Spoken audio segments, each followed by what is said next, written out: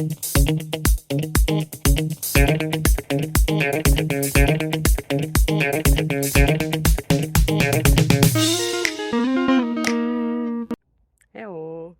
So today is sports day, so it's time to do something for us, for our body, and of course for our mind. So how about this next question?